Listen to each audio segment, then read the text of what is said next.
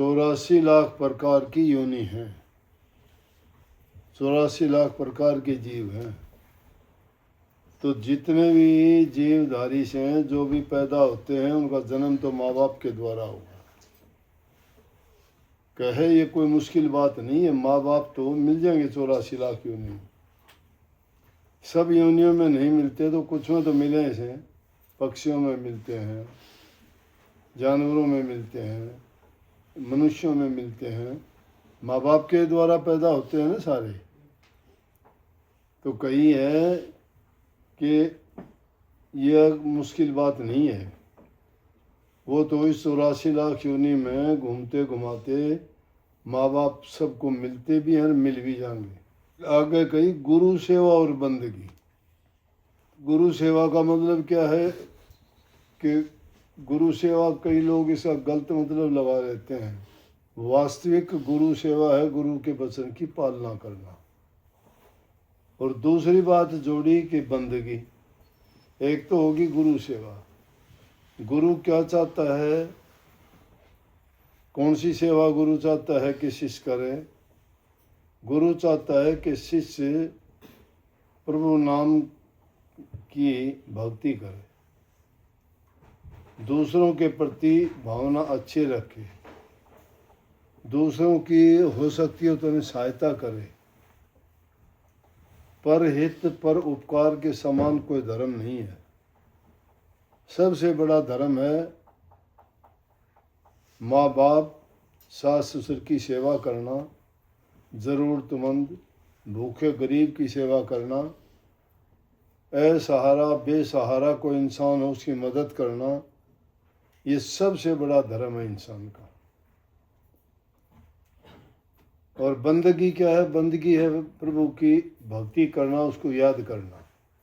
बंदगी का ये मतलब नहीं हाथ जोड़ लिया, प्रार्थना कर दी, या कोई आरती उतार दी, या जोत जला दी, या मंदिर में जाके घंटा बजा के आगे, या वहाँ आरती हो रही थी उसको सुन के आके घर बैठ गए।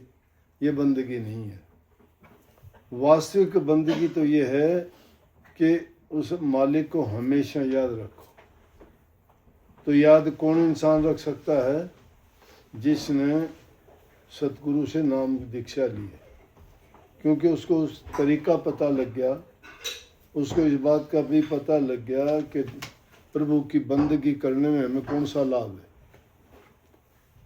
लाभ और स्वार्थ जब तक सोचते हैं तब तक हम काम करते हैं।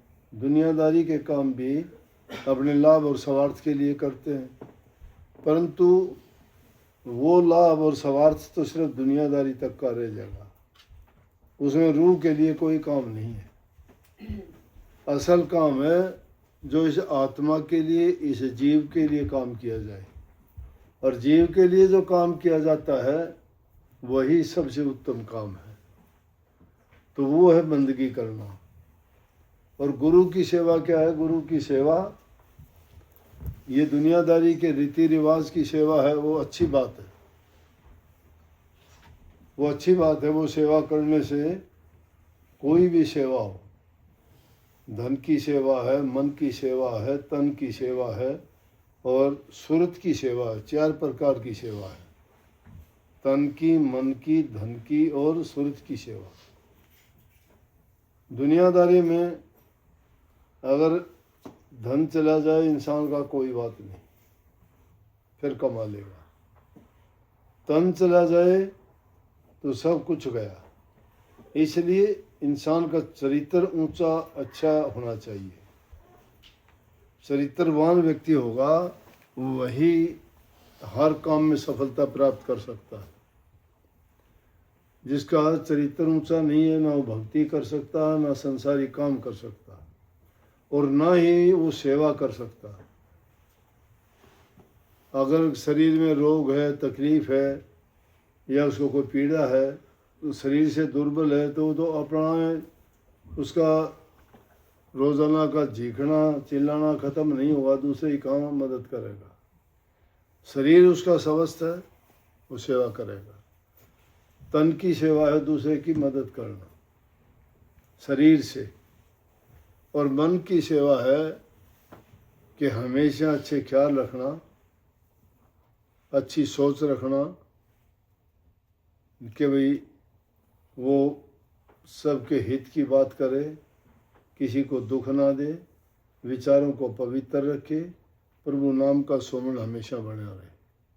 और चौथी सूरत की सेवा है कि सारे काम छोड़ के इंसान को नाम जपना चाहिए। नाम जपना ध्यान से भी उत्तम है, मेरे से पूछो तो। जो नाम का सुमरण नहीं करता वो ध्यान नहीं कर सकता। पहली स्टेज ही नाम के सुमरण की है, लेकिन वो नाम का सुमरण करना आना चाहिए। ये नहीं है कि 2 घड़ी बैठ के आदमी या चलते फिरते भी बोल दिया राम राम राम राम, राधा स्वामी, या धन धन सतगुरु तेरा आसरा, या ओम नमः भगवते वासुदेवाय, ओम नमः नारायण। ये नाम नहीं होंगे। सीताराम सीताराम, हरे कृष्णा हरे राम, ये नाम जाप नहीं है, ये जबान के हैं, बोलने के। असली जाप तो वो होगा जिसमें होठ कंठ हिले नहीं, जिह्वा नहीं उच्चार, जिसमें होठ कंठ हिलाने की जरूरत नहीं है। और सुमरण भी 3 प्रकार का है। जिस प्रकार से 3 गुण हैं, और वो भी 3 कामों के लिए अलग अलग है। एक आदमी निज स्वार्थ के लिए नाम का सुमरण करता है कि मेरा ये काम हो जाए, हे प्रभु मेरा ये काम हो जाए, हे मालिक मेरा ये काम हो जाए। मतलब उसे नाम का सुमरण करने के पीछे उसका उद्देश्य क्या है कि कोई नौकरी चाहता है, कोई बेटा चाहता है, कोई धन चाहता है, कोई रोग से या बीमारी से बचाव चाहता है। इन चीज़ों को लेके करता है। तो वो होगी आदमी की कैसी भक्ति? स्वार्थ की। और दूसरी है कि आदमी किसी का दूसरे का नुकसान करने के लिए करता है कि हे मालिक वो बड़ा दुष्ट आदमी है, उसका अच्छा नहीं होना चाहिए, उसने बड़े दुख दिए हैं, बड़े कष्ट दिए हैं, उसके लिए किया। तो इन 2 चीज़ों के लिए जो करता है तो उसका करा सब नष्ट हो जाता है। वो नाम जप उसका कुछ भी नहीं है, उसका कोई फायदा नहीं। तीसरा जो करता है ना, वो सतोगुणी भक्ति है।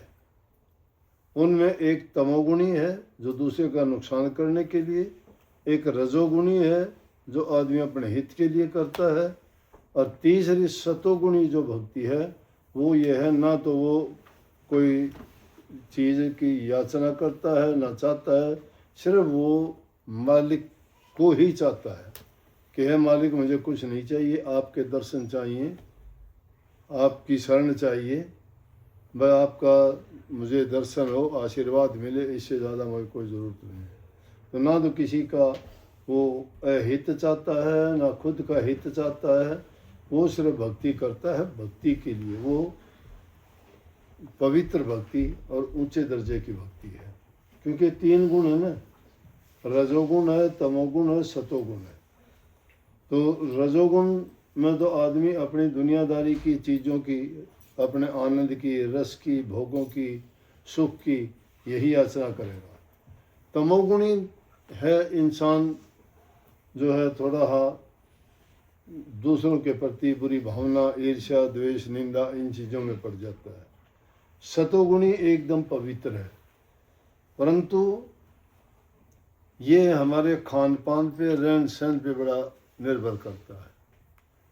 तो अभ्यासी के लिए उसका खान पान एकदम सतोगुणी होना चाहिए। तमोगुणी खाना वो है जिसमें मिर्च मसाले स्वादिष्ट चीज़ खाते हो, घी मक्खन मलाई खाते हो, उनकी तासीर तमोगुणी है। उनमें आदमी आलस, क्रोध, ईर्ष्या, ये चीज़ें ज़्यादा बढ़ेंगी। रजोगुणी क्या है कि वो एक ऐसा भोजन है कि आदमी उसमें मांस, मिट्टी, ज़्यादा मिर्च मसाले ये चीज़ नहीं है। दाल, रोटी, चावल, आम सादा खाना जो खाते हैं वो। और तीसरा जो है सात्विक भोजन है, हल्के से हल्का, जिसमें थोड़ी बहुत सब्जी या दाल और साधारण रोटी, उसमें घी, मक्खन, मलाई, मिर्च मसाले, चरचरा, मीठा, इन चीज़ों का कोई स्थान नहीं है। इसलिए संत महात्मा जीव के स्वाद के लिए नहीं खाते, वो शरीर को जिंदा रखने के लिए खाते हैं बस। दुनियादारी के लोग स्वाद के बस खाते हैं, शरीर को पोसते हैं। कबीर साहब इसीलिए कहते हैं, कबीर काया खोटी, कभी माड़ी कभी मोटी। शरीर का क्या है, शरीर के लिए करते हैं, रूह के लिए काम नहीं करते हैं। शरीर किसी का ताकतवर बलवान हो सकता है, लेकिन उसकी रूह के पास ताकत नहीं है, वो कमज़ोर है। शरीर को ताकतवर बनाना मन को शक्ति देना है, लेकिन नाम का सुमरण करके मन को कमज़ोर करके रूह को शक्ति देना है। जो रूह को शक्ति दी जाएगी वो आपको भक्ति में आगे बढ़ा सकती है। मन की शक्ति तो हमेशा तमोगुणी विचार पैदा करेगी। तमोगुणी विचार होंगे तो हम संसार के रसों में पड़ेंगे, रसों में पड़ेंगे तो वो हमें क्षीण बना देंगे, हमारी हर प्रकार से मानसिक और शारीरिक शक्ति को कम कर देंगे। और ये जब कमज़ोर हो जाते हैं तो रूहानी शक्ति अपने आप गई। रूह तो बहुत कमज़ोर है, उसका बस नहीं चलता। रूह को तो ताकत जब मिलती है, रूह के लिए तो असल दवाई नाम की है। नाम का जो सुमरण करता है उससे रूह को ताकत मिलती है। रूह को जो ताकत मिलती है तो वो मन को कमज़ोर बना देती है, क्योंकि मन की ओर ध्यान नहीं है। दुनियादारी के लोग जो काम करते हैं वो मन के लिए करते हैं, क्यों मन चाहता है वही चीज़ वो करते हैं, उनको देते हैं। तो उस क्या होगा कि उनकी मानसिक शक्ति बढ़ती है। आत्मबल होना चाहिए। मन अगर ताकतवर है तो आत्मिक शक्ति कमज़ोर होगी। अगर आत्मिक शक्ति तुम्हारी प्रबल है तो मन की शक्ति कमज़ोर हो जाएगी। मन कमज़ोर होगा तो फिर आप भक्ति के रास्ते पर चल सकते हो, नहीं तो मन का काम तो उद्दंडता करना है, शैतान है ये तो ऐसी शैतानी करता है। महात्माओं ने अनेक रूप बताए इसके कि मन को भी कैसे काबू किया जाए। सब कहते तो हैं मन मन मन मन मन है क्या। डॉक्टर ने ऑपरेशन के टाइम भी देख लिया, शरीर को खोल के मन कोई चीज़ मिली नहीं। मन कोई शरीर में है ही नहीं, कोई अंग नहीं है। मन क्या है कि एक रमी होया, जीवात्मा अलग है, मन एक अलग चीज़ है। मन उनसे बिल्कुल अलग है, क्योंकि वो काल का रूप है। काल ने उस गुप्त शक्ति को ही पैदा कर रखा है। वो मन इसीलिए साथ साथ चलता रहता है। वो गिराने का काम करता है। रूह बेचारी यहाँ फंसी हुई है, रूह निकलने का काम करती है, वो निकलने नहीं देता, पहरेदारी करता है उसका। काल ने उसकी जिम्मेवारी लगा रखी है कि तुम इसको भक्ति के मार्ग की ओर नहीं जाने देना। परंतु जब उसको जगाने वाला आता है संत सदगुरु, वो आवाज़ देते हैं। किस तरह से? जैसे कोयल बच्चा देती है तो उसका कोई अपना घोंसला नहीं होता। कोयल का अपना कोई घोंसला नहीं होता, वो आती है और कौवे के घोंसले में अपना अंडा रख जाती है, जहाँ काग के अंडे होते हैं उनमें। अब काग देखता है कि तो तेरा अंडा है, वो उसको अपने शरीर से गर्मी दे के उनसे बच्चे निकालते हैं। जब बच्चे छोटे होते हैं तो एक जैसे होते हैं काग के और कोयल के बच्चे। जब वो थोड़ा सा बड़ा होता है तो भी वो वैसे ही होते हैं, रंग भी वैसा ही होता है, बनावट भी वैसी होती है। फिर वो उड़ने लायक जब हो जाता है तो कोयल आके दूसरे पेड़ पर बैठ के आवाज़ देती है। जब वो आवाज़ देती है तो कोयल के बच्चे उसके पीछे भागते हैं, वो उड़ के उसके पीछे हो लेते हैं, क्योंकि उनकी जो असल वास्तविक माँ तो वो है। लेकिन कौवे सोचते हैं कि तो तेरे बच्चों को ले उड़ी। इसीलिए संत भी अपने जीवों को इसी प्रकार के वो शब्द सुना के, आवाज़ दे के उनको कहते हैं। ईसा मसीह क्राइस्ट, उन्होंने कहा अपने ग्रंथ में कि मेरे उन भेड़ों को लेने के लिए आया हूँ जिन पर मोहर लगी हुई है। मतलब वो अपने जीवों को लेने के लिए आते हैं। तो संतों के इसीलिए जहाँ जिसका अधिकार होता है वहाँ जाता है। जिस संत के साथ उनका जुड़ाव होता है, जिससे कल्याण होता है, और जब वो आवाज़ देते हैं तो उसके जीव अपने आप खींचे चले आते हैं, जिनका कभी कोई लेना देना मतलब भी नहीं होता। तो संत जीव का कल्याण करने के लिए आते हैं। जो जीव उनका कहना मान लेता है उसका कल्याण हो भी जाता है, लेकिन जो उन्हें बचने की कोशिश करता है और मन के दायरे में फंस जाता है, मन के कहे में चलता है, तो वो गुरु से दूर हट जाता है। हटाने की मन ही कोशिश करता है, लेकिन जो मन से लड़ाई करना चाहते हैं, इसलिए कबीर साहब की वाणी है, मन में झगड़ा भारी सा, दो मन में झगड़ा भारी। अपने अंदर में ही बहुत भारी झगड़ा है। बाहर के दुश्मनों से तो जब लड़ाई करोगे जब अंतर के दुश्मनों से जीत लोगे। आदमी बाहर के लड़ाई जीत सकता है, शारीरिक बल से जीत लेगा, लेकिन अंदर की लड़ाई जो मन की है उससे जीतना बड़ा कठिन होगा। महात्मा लोग युक्ति बताते हैं। एक बार एक महात्मा सर्दी का टाइम बैठा हुआ था, एक कम्बल उसके पास, कड़ाके की सर्दी पड़ रही, सुबह का टाइम हो गया, कहाँ नींद आनी थी, सर्दी में वैसे ही नींद कम आई। उठा, उसने सोचा कि अब तेरा ध्यान में बैठने का, प्रभु का नाम जपने का टाइम आ गया, ब्रह्म मुहूर्त सुबह का टाइम, कि चलो उठ के स्नान कर ले और स्नान करके प्रभु की भक्ति में लगना। लेकिन बहुत ठंड, खड़ा होके गया तो नदी में पानी बहुत ठंडा, नदी के किनारे बैठा हुआ था, नदी के पास गया, हाथ दिया, बहुत ठंडा। मन करने लगा भाई महात्मा जी आज ना, आज ठीक नहीं है, बहुत ठंड है, रहने दे आज। अब ये लड़ाई करना है। महात्मा के मन में आज मन ये कहता है ठंडा, कल को दिया और कुछ कह देगा, गलत बात है। वो कम्बल जो ओढ़ रखा था, कम्बल ओढ़े ओढ़े पानी में घुस गया, कम्बल भी भीग गया और वो खुद भी भीग गया। अब उसका कि घर थोड़ा था, कोई कपड़े चेंज कर ले, एक ही कम्बल था उसके पास, तो वही गीला कम्बल लेके आके बाहर बैठ गया। पूरा दिन तेज हवा चलती रही, ठंड में बहुत उसको ठंड लगी। अगले दिन फिर सुबह टाइम हुआ, गया नहाने के लिए और नदी के किनारे जाके अब मन को खड़ा कर लिया। बोला मन बोल भाई, स्नान करना कि नहीं आज? बोला भाई स्नान बेशक कर ले, कमर ना भिगोइए आप।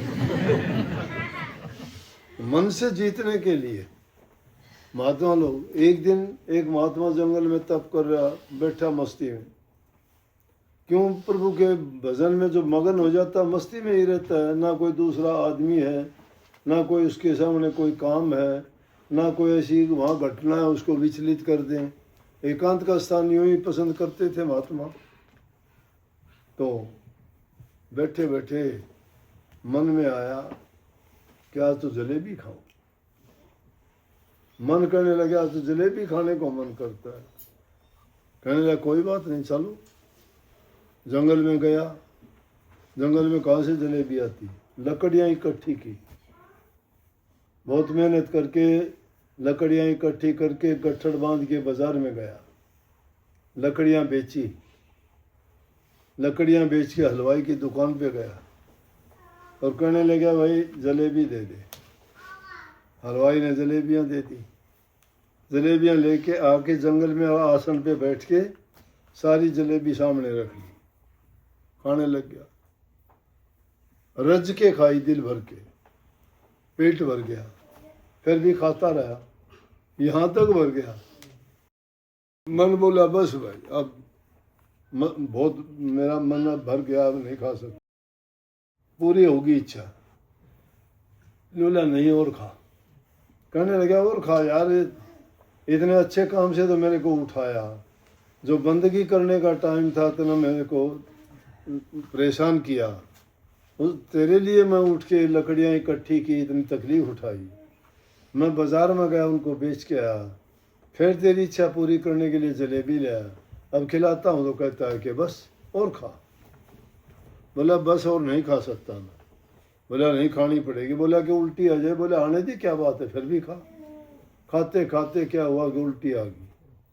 अब क्या करता, उस जलेबी को पकड़ता, उल्टी में यूँ उसको लपेटता है फिर मुंह में देता है, और ज़्यादा उल्टी आ गई। बोला ये काम तो ना कर। ने बोला नालायक, आज तो तूने मुझे जलेबियों के लिए उठाया, कल तू मुझे और किसी गंदे काम के लिए भगा देगा उठा के। ने बोला मैं हाथ जोड़ता हूँ, माफ़ी मांगता हूँ, आइंदा के लिए मैं कभी नहीं कहूँगा। तो मन को जीतने के लिए आदमी को आत्मबल चाहिए। आत्मबल कहाँ से मिलेगा? सतगुरु से मिलता है। सतगुरु के पास कौन सी ताकत है? नाम की ताकत है, वो अदृश्य शक्ति है। इसलिए सच्चा नाता जब गुरु से जोड़ लेता है ना कोई, और जब उनकी दृष्टि पड़ती है, आशीर्वाद देते हैं, और जब तुम प्रार्थना करते हो तो सीधा तार जुड़ जाता है। जिस प्रकार से देखो टेलीफोन के तार कहीं नहीं जुड़े, मोबाइल से कहीं बात करते हो। जब एक मशीन के तार जुड़े हुए, जिंदा मशीन के तार क्यों नहीं जुड़ते? ये जिंदा मशीन के तार जुड़ते हैं। शिष्य चाहे 1000 कोस बसे, गुरु चाहे 1,00,000 कोस बसे, अगर मन सच्चा और भावना सच्ची है, तुम गुरु के पक्के भक्त हो, तो तुम्हारे 1 सेकंड में तार जुड़ेंगे। जो बात कहोगे सारी सुनी जाएंगी, उनका जवाब भी मिलेगा।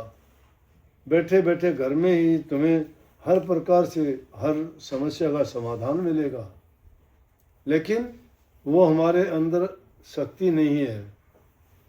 हम क्षीण और दुर्बल क्यों हो चुके कि मन के कहे में सारे काम करते रहे। खाते मन के कहे हैं, सोते मन के कहे हैं, घूमते मन के कहे हैं, किसी से बात मन के कहे। अगर नहीं तो सारे बैठे रहो कहते मेरा मन नहीं करता आज मैं किसी से बात नहीं करूँगा, मेरा मन नहीं करता आज मैं ये काम नहीं करूँगा। यही कहते हो ना, मन नहीं कहता मेरा, या मन मेरा ऐसा कहता है मैं ऐसा करूँगा या नहीं करूँगा।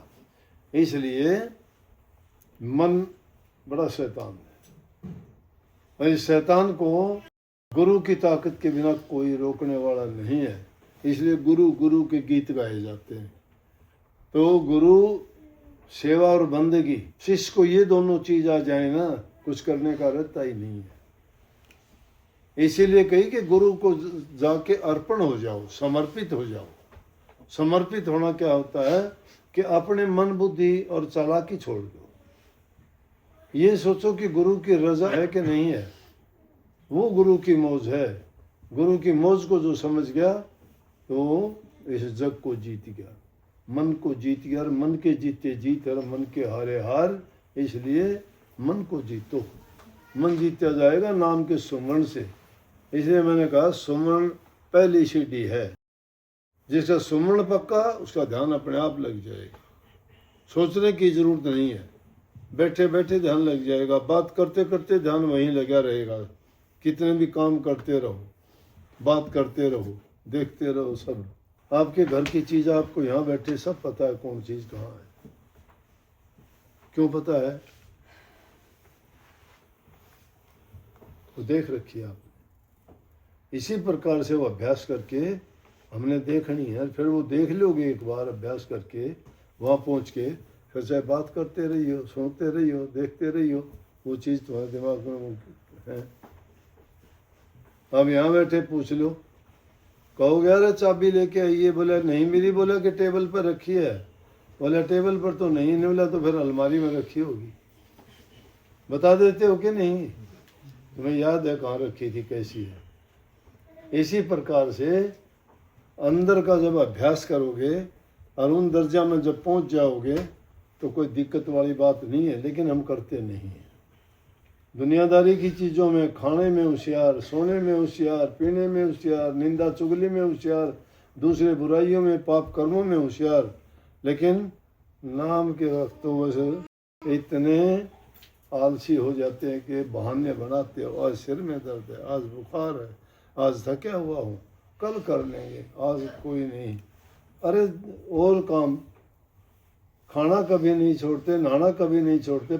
जब वो काम रोजाना आप नहीं छोड़ते तो प्रभु नाम को क्यों छोड़ते हो, जिससे हमें कैसे कैसे तोहफे दिए, कैसे कैसे सुंदर शरीर दिए।